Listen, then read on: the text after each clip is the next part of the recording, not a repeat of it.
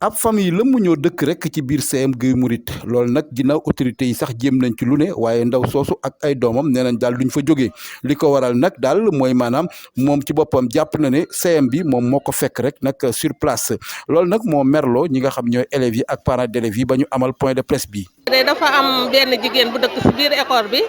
depuis lotissement Guy Mouride ba léegi ñu ngi ñaan pour mu jóg ndax école du dëkkukaay. ñun nag ñu ngi ñaan ci diggante junit ak morom ma ñu jàppale nu parce que école bi amul sécurité fépp foo nga xam ne war nañ faa dem waxtaan ak foofa ñaan dem nañ fa waxtaan nañu ñaan dem nañ si inspecteur dem nañ si préfet mais tribunal sax dem nañ fa nan nu jàppale dimbalenu kii ñu utal ko fu mu dëkk mu xajar élèves yi seen école parce que élèves yi ñoo moom seen école ñun bureau parent d'élèves enseignant moomu ko principal moomu ko élèves yi ñoo ko moom kon nag élèves yi ñoo moom seen école élèves yi nee nañu nan leen abal seen école balaa dara xew. ñun élèves yi ñooy mujj ñëw wax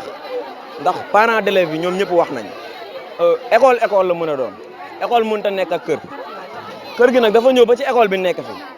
ñun mënuñoo nekk en sécurité ndax suñu miir bi fermé wul da ngay jàng des fois ba si kanam sax gis ay mala di ñëw ci école bi mënoo ci dara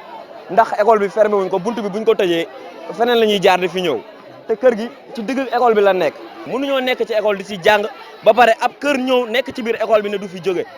waaw ndax lii nii manque de sécurité la fii ay élèves ñoo fi jàng ay xale yu ndaw wóorul ay lu mel ni ay dof dugg fi gaañ fi élèves ñi di doog a wax dañuy wax ak autorités yi bu dee mën nañu ñu wax si dañ leen di ñaan ñu jàppale ñu dindi fi kër gi suñu ko deful affaire yi dina doy waar ndax. moom nag bañ ko laajee nee na daal CM bi